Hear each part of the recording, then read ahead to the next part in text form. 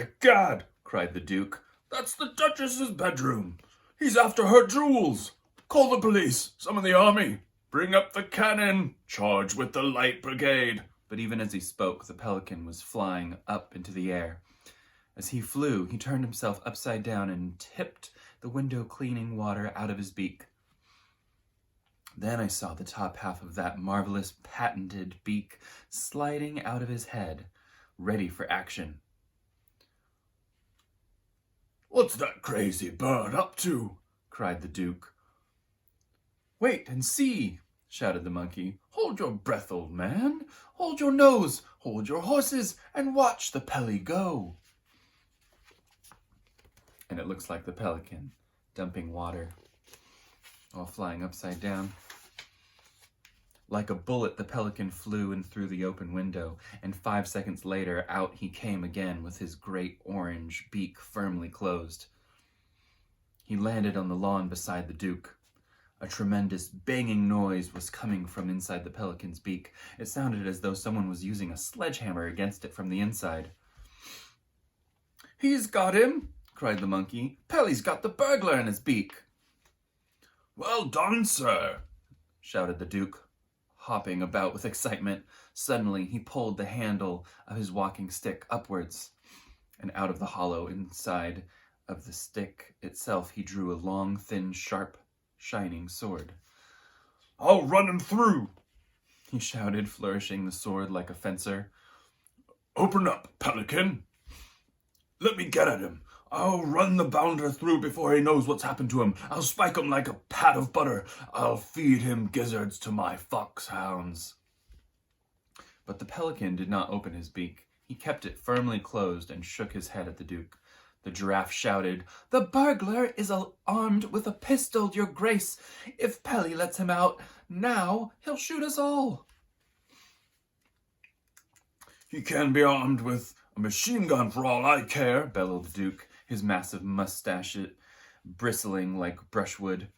I'll handle the blighter. Open up, sir, open up.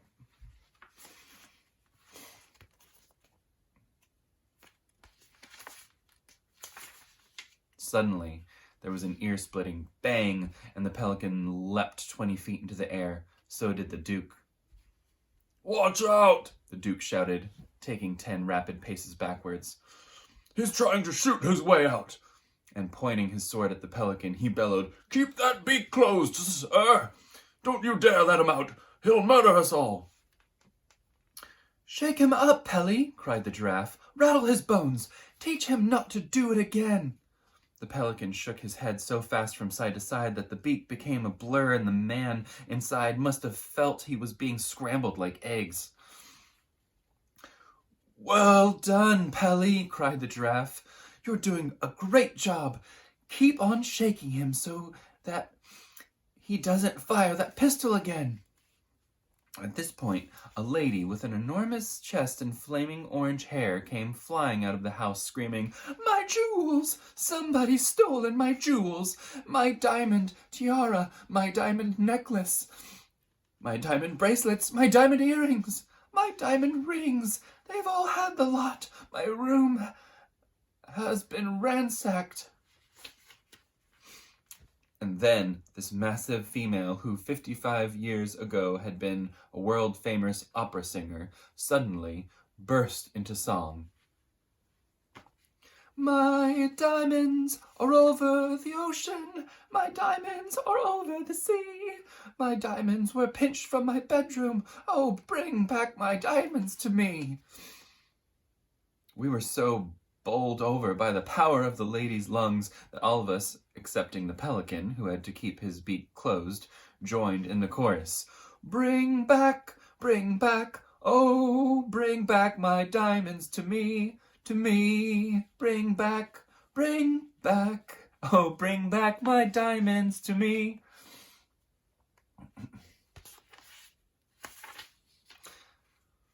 Calm yourself, Henrietta, said the Duke. He pointed to the pelican and said, This clever bird, this brilliant burglar-catching creature has saved the day. The bounder's in his beak. The Duchess stared at the pelican. The pelican stared back at the Duchess and gave her a wink. If he's in there, cried the Duchess, why don't you let him out? Then you can run him through with that famous sword of yours. I want my diamonds. Open your beak, bird. No, no, shouted the Duke. He's got a pistol. He'll murder us all. Someone must have called the police because suddenly no less than 4 squad cars came racing toward us with their sirens screaming. Within seconds we were surrounded by 6 policemen and the Duke was shouting to them, "The villain you're after is inside the beak of that bird. Stand by to collar him." And to the pelican he said, "Get ready to open up. Are you ready? Steady. Go. Open her up." The pelican opened his gigantic beak and immediately the policeman pounced upon the burglar who was crouching inside. They snatched his pistol away from him and dragged him out and put handcuffs on his wrists. "Great Scott!" shouted the chief of police. "It's the Cobra himself." "The who, the what?" everyone asked. "Who's the Cobra?" "The Cobra is the cleverest and most dangerous cat burglar in the world," said the chief of police. "He must have climbed up the drain pipe. The Cobra can climb up anything."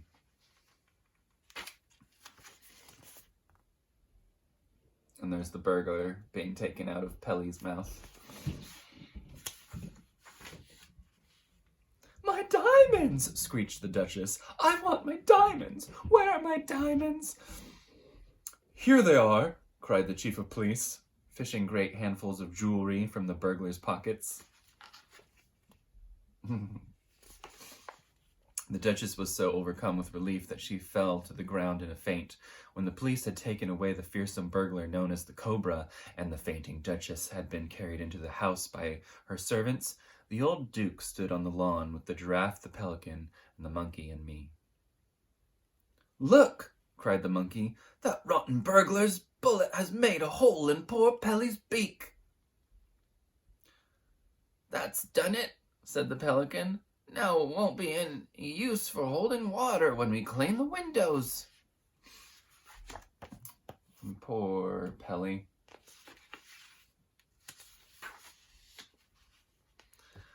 "Don't you worry about that, my dear Pelly," said the Duke, patting him on the beak. "My chauffeur will soon put a patch over it, the same way he mends the tires on the rolls. Right now we have far more important things to talk about than a little hole in the beak." We stood there waiting to see what the Duke was going to say next. "Now, listen to me, all of you," he said. "Those diamonds were worth millions, millions and millions, and you have saved them." The monkey nodded. The Giraffe smiled. The Pelican blushed. "No reward is too great for you," the Duke went on. "I am therefore going to make you an offer which I hope will give you pleasure. I hereby invite the Giraffe and the Pelican and the monkey to live on my estate for the rest of their lives. I shall give you my best and largest hay barn as your private house. Central heating, showers, a kitchen, and anything else you desire for comfort will be installed.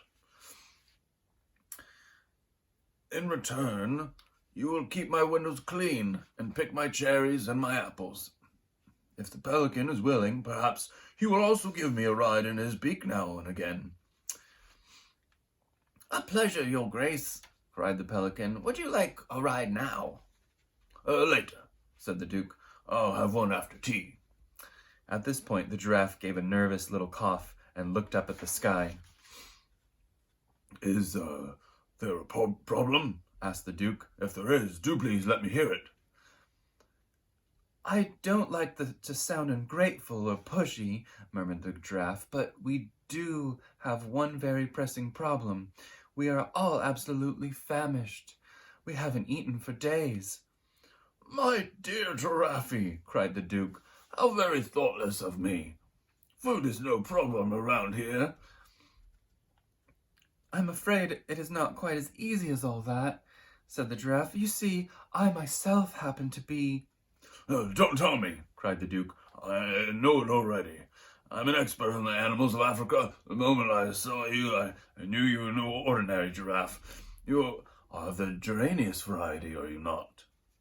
You are absolutely right, Your Grace, said the Giraffe, but the trouble with this is that we only eat— You don't have to tell me that either, cried the Duke. I know perfectly well a Drainus Giraffe can only eat one kind of food. Am I not right in thinking that the pink and purple flowers of the Tinkle Tinkle Tree are your only diet?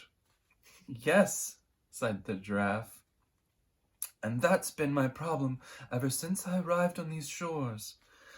That is no problem at all at Hampshire House, said the Duke. Look over there, my dear Giraffe, and you'll see the only plantation of Tinkle Tinkle trees in the entire country. The Giraffe looked. She gave a gasp of astonishment, and at first she was so overwhelmed she couldn't even speak. Great tears of joy began running down her cheeks.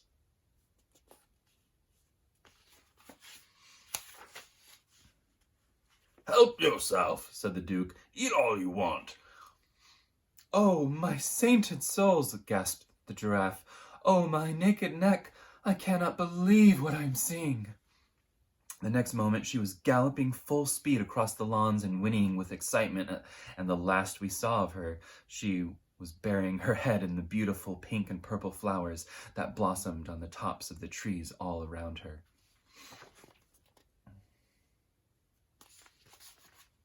As for the monkey, the Duke went on, I think you will also be pleased with what I have to offer. All over my estate there are thousands of giant nut trees. Nuts? Cried the monkey. What kind of nuts? Walnuts, of course, said the Duke. Walnuts! Screamed the monkey. Not walnuts? You don't really mean walnuts? You're pulling my leg. You're joking. You can't be serious. I've heard wrong. There's a walnut tree right over there, the Duke said, pointing. The monkey took off like an arrow, and a few seconds later he was high up in the branches of the walnut tree, cracking the nuts and guzzling what was inside. That leaves only the Pelly, said the Duke. Yes, said the pelican nervously, but I'm afraid that what I eat does not grow on trees. I only eat fish. Would it be too much trouble, I wonder, if I were to ask you for a reasonably fresh piece of haddock or cod every day? Haddock or cod, shouted the Duke, spitting out the words as though they made a bad taste in his mouth. Cast your eyes, my dear Pelly, over there to the south. The pelican looked across the vast rolling estate, and in the distance he saw a great river. That is the River Hamp, cried the Duke. The finest salmon river in the whole of Europe. Salmon, screeched the pelican. Not salmon! You don't really mean salmon? It's full of salmon, the Duke said, and I own it. You can help yourself. Before he had finished speaking, the pelican was in the air. The Duke and I watched him as he flew full speed toward the river. We saw him circle over the water. Then he dived and disappeared. A few moments later, he was in the air again, and he had a gigantic salmon in his beak.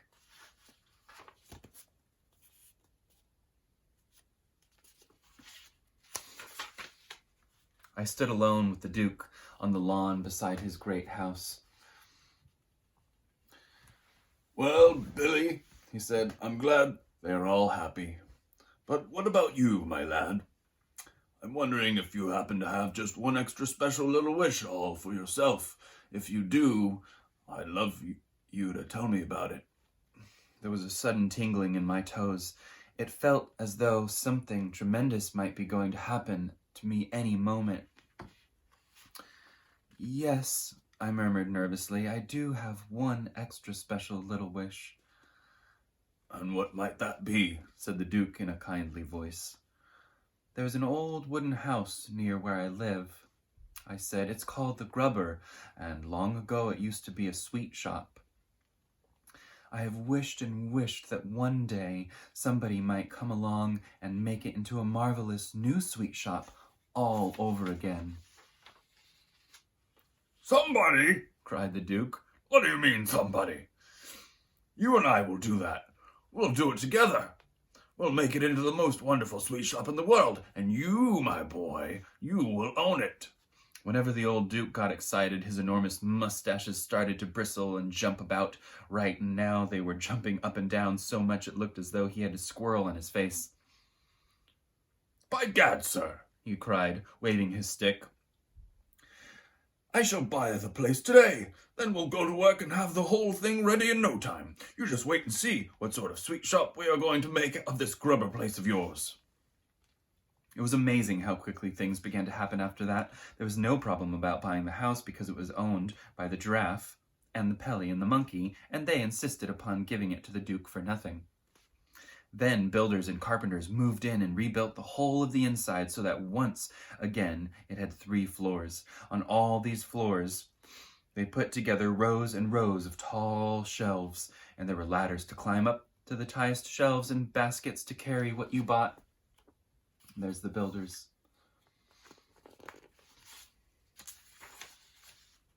Then the sweets and chalks and toffees and fudges and nuggets began pouring in to fill the shelves. They came by airplane from every country in the world, the most wild and wondrous things you could ever imagine. There were gum twizzlers, and fizzwinkles from China, froth blowers and spit sizzlers from Africa, tummy ticklers and gobwangles from the Fiji Islands, and lip licklers and plush nuggets from the land of the midnight sun. And there's all the supply of candy coming in. For 2 whole weeks, the flood of boxes and sacks continued to arrive. I could no longer keep track of all the countries they came from, but you can bet your life that as I unpacked each new batch, I sampled it carefully. I can remember especially the giant Wong doodles from Australia, every one with a huge ripe red strawberry hidden inside its crispy chocolate crust, and the electric fizz cocklers that made every hair on your head stand straight up on end as soon as you popped one into your mouth. And there were nish nobblers and gum glotters and blue bubblers and sherbet slurpers and tongue rakers. And as well as all this, there was a whole lot of splendid stuff from the great Wonka factory itself. For example, the famous Willy Wonka rainbow drops.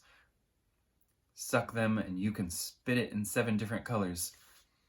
And his stick jaw for talkative parents, and his mint jujubes that will give the boy next door green teeth for a month.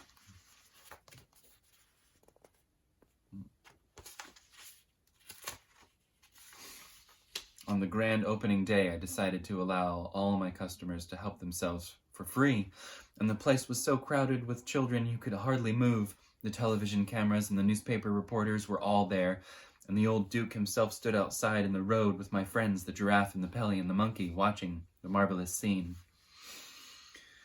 I came out of the shop to join them for a few moments, and I brought each of them a bag of extra special sweets as a present.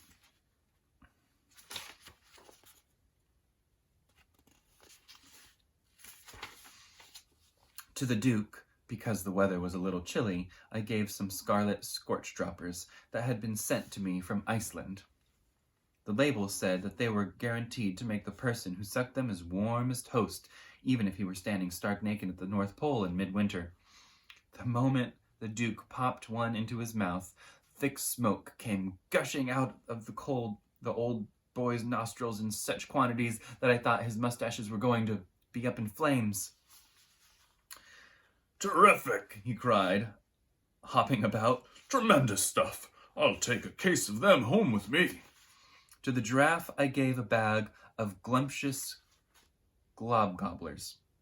The glob gobbler is an especially delicious sweet that is made somewhere near Mecca, and the moment you bite into it, all the perfumed juices of Arabia go squirting down your gullet, one after the other. "It's wonderful!" cried the Giraffe as a cascade of lovely liquid flavors poured all the way down her long, long throat. "It's even better than my favorite pink and purple flowers."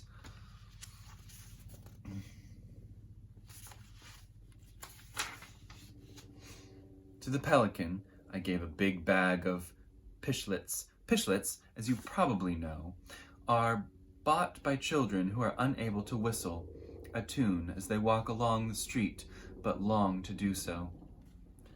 They had a splendid effect upon the pelican, for after he had put one of them into his beak and chewed it for a while, he suddenly started singing like a nightingale. This made him wildly excited because pelicans are not songbirds. No pelican had ever been known to whistle a tune before.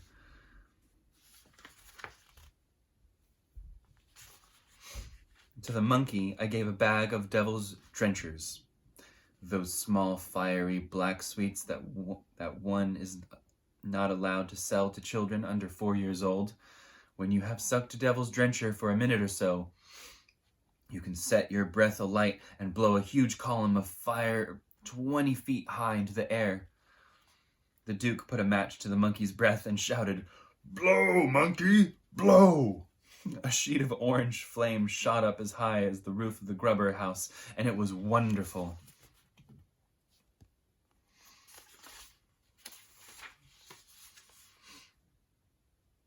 "I've got to leave you now," I said. "I must go and look after my customers in the shop." "We must go," said the Giraffe.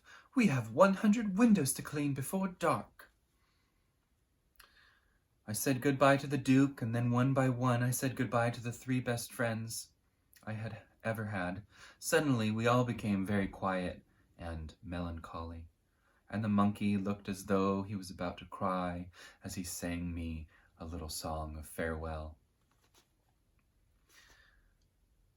"We have tears in our eyes as we wave our goodbyes.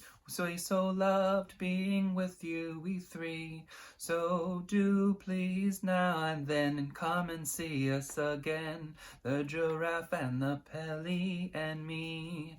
All you do is to look at a page in this book, because that's where we always will be. No book ever ends when it's full of your friends, the Giraffe and the Pelly and me." The end.